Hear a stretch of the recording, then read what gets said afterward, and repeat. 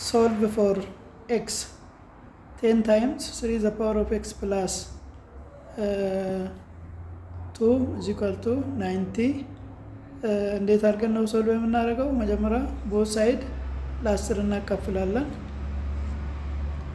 ቦት ሳይድ ለ10 ስናካፍል እዚህ ጋር ያለችው 10 እዚህ ጋር ካለችው ትጠፋለች። 0 በ0 ትጠፋና 3 the power of x plus 2 is equal to 9 ይሆንልናል።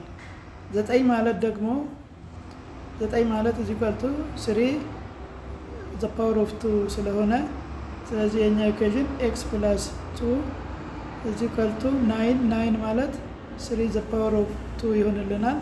ቤዛቸው ተመሳሳይ ስለሆነ ኤክስፖኔንታቸውን እኩል እናደርጋለን። x plus 2 is equal to 2 ይሆናል።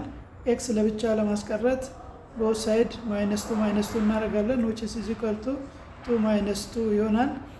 x ዋጋ is equal to 2 2 0 ይሆንልናል ማለት ነው።